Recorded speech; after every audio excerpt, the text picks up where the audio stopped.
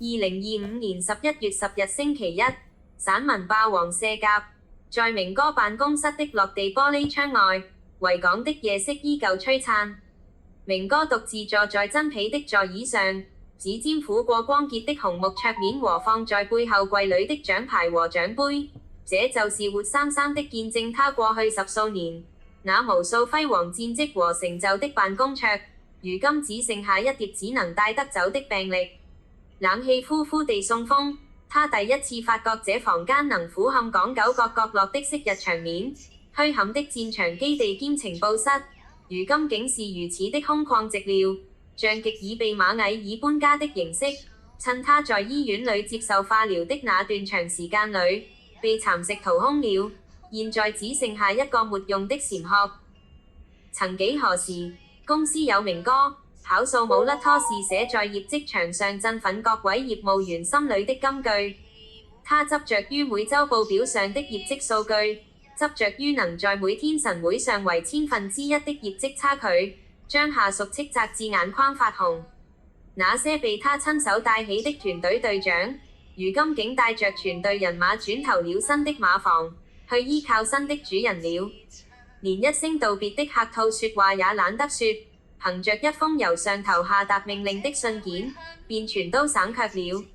醫生說明哥肺葉上長了一個陰影是長期焦慮和熬夜的結果，他卻在化療期間掉光了頭髮後才認清，自己執着半生以為擁有的帝國，原來只是用沙堆起出來的堡壘，只需一個輕描淡寫的浪衝過來，便全部都被沖散了。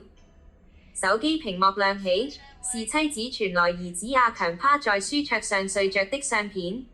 那少年眉頭深鎖，連夢裏都抗拒着什麼似的執着。他想起兒子有時總愛找着他西裝的衣袖便呼呼入睡，那件西裝現在還掛在家裏的衣帽間，像是一副卸下的盔甲。他執着地以為拼命跑數就能給家人最好的一切，現在回頭一看時才發現，兒子的成長軌跡早已與他擦身而過了。在明哥的手機裏儲存了一張昔日阿強3歲時候騎在他肩膊上笑得見牙不見眼的相片。明哥記得在那時候他剛升上副總裁的職位，便以為自己已擁有了整個世界，勝利把自己的頭腦也沖昏了。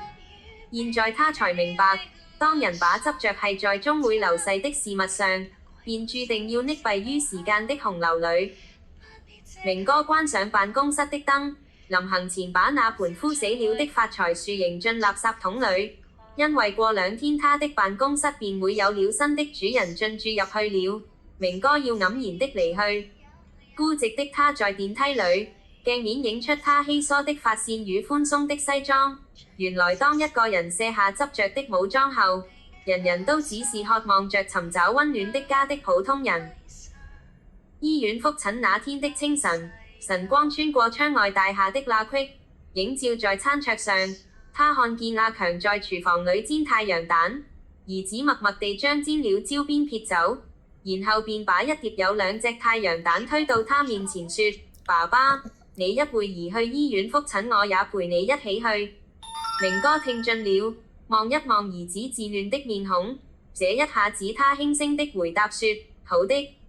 便低着頭，感動的啜下一口蛋黃，鹹澀的淚水便突然從他的眼角中湧了出來。原來他那執着追尋的圓滿，早就藏在那些被他忽略的晨光裏。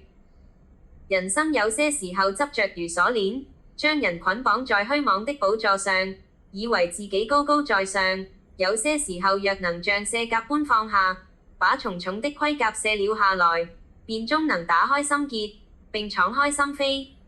全篇文章配樂在故事的最終。